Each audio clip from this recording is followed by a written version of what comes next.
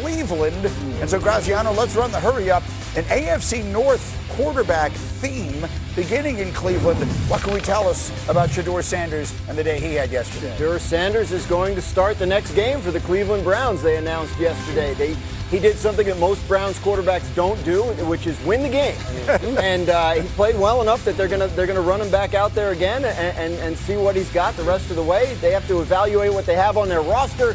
They have 2 first-round picks next year, and they need to know what they're doing at quarterback long-term. Is this the right decision, Nate? Yeah, you have to. I think with both these rookie quarterbacks, you have to find out exactly what you have. They're not first-round picks, so you're not going to be committed to them for long-term. You gave Gabriel some time. It didn't work out. Now you need to see if it's possible that Shedeur Sanders is your quarterback of the future with the remaining weeks. And then with the 2 first-round picks after that, then you have some decisions to make. And let me say this. They didn't have really a run game to speak of. Their defense obviously played lights out, but Shedeur Sanders in his one game has the 3 longest completions for the Browns for the entire year. He had a 66, a 52, and a 39-yard pass for a reception. Right. This is a season, y'all. This is his first start. He's got the 3 longest completions for the team. He obviously pushed the ball. He earned the right to go start again, which I appreciate. And again, did he beat the world? No, but he did enough to get the win. That's important. The 66 was a screen. Hey, count it. Did you not count? Hey, you see how accurate the pass was? Stafford's 1-yard touchdowns is a throwing touchdown because he's got like 10. Don't hate on Shedeur. That's dirty. That's Graziano channeling his inner Kevin Stefanski, who did not want to, didn't even want to acknowledge. You were on fire right there. You were on fire. I mean, we all saw it. In the locker room after the game, he's thinking this guy and that guy and this guy. Rookie made his first start. Good job. And over here and over here.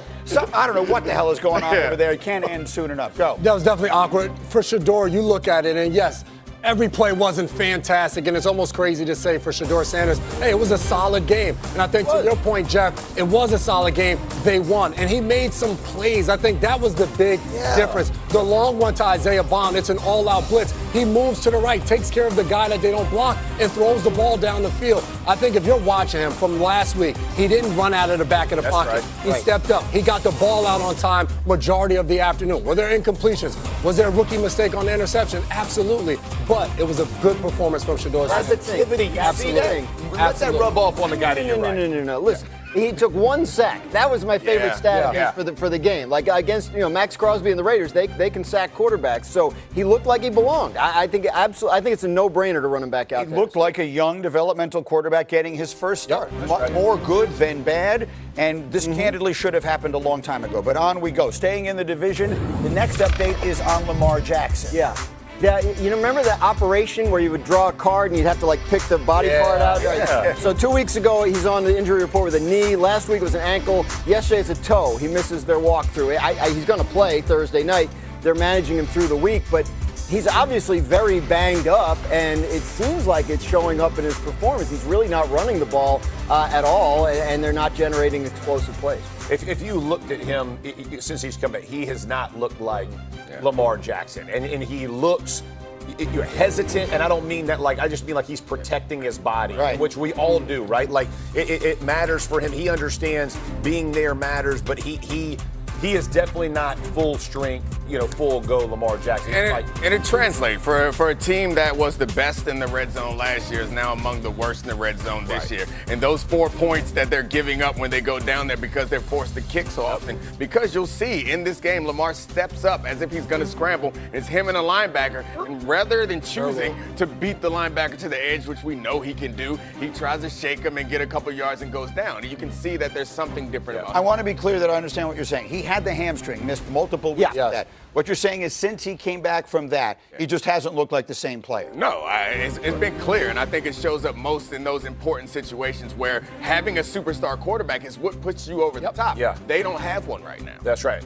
I want to hear from J-Mac, because you did the game against the Jets this weekend. Is the version of the Ravens that we saw on the field Sunday, They may win the division because the division might just be that bad. Yeah. But is that a team that has any chance to make a Super Bowl run? No, that offense is not a Super Bowl contending team right now on that side of the ball. And I think it's not only this past week of watching them against the Jets, it's the last few weeks. They're finding ways to win games, but offensively, they're just not on the same page. There's moments where Mark Andrews right there is running over the middle. It's zone. He's not sitting down. Lamar's expecting him. There's been moments where the offensive line hasn't been able to do their job, and Lamar's taking hits or avoiding sacks. So I think to your point, Nick, there's different moments in that game where what we've seen in the past was the speed and the explosion from Lamar Jackson that we're just not seeing. There's throws that he's missing, but it's the entire offense right now that just looks to be on a different page. Let me get one more in because the Ravens will play the Bengals on Thanksgiving night. And Graz, who's playing quarterback for Cincinnati? Joe Burrow Here we go, his Joe. toe injury to play for the Bengals on Thursday night in a must-win game, as all of the Bengals' remaining games will be. Burrow back early from his toe injury. Remember, he had a couple of full practices last week. There was even some talk about him possibly playing this past Sunday. That did not happen, but those full practices from last week served to help get him ready for this Thursday night's must-win game against the Ravens. Jeff, Saturday, I hear people saying they should just shut him down. They're 3-8. What's your reaction to that? Absolutely not. You're healthy, you play. If you're going to shut him, then you're going to shut every player that you're going to bring back next year. Like that's not how the NFL works. Everybody ain't. Listen, you are healthy, you play. Yeah. It speaks volumes to your locker room, to your community, to every. This is not Joe Burrow. Ain't that dude? He ain't just going to sit out because if he's healthy, go play. They're 1-8.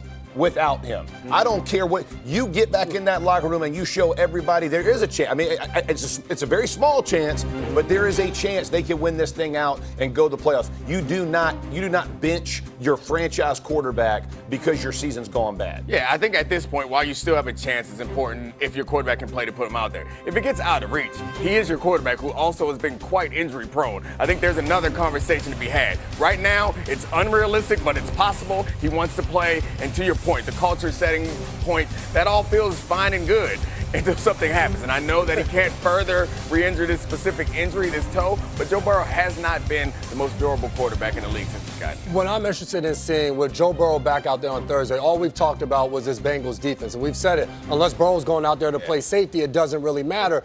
But we also know from being in that locker room the amount of hope and belief that one player can bring. I want to see what this Bengals defense looks like on Thursday with Joe Burrow back in the lineup, if they can be able to play at a different level. It's not inconceivable that 9-8 wins that division. Correct. So maybe they go on a crazy run. We'll see. They play the Ravens twice starting with this Thursday night. And then one more thing, I touched on it before.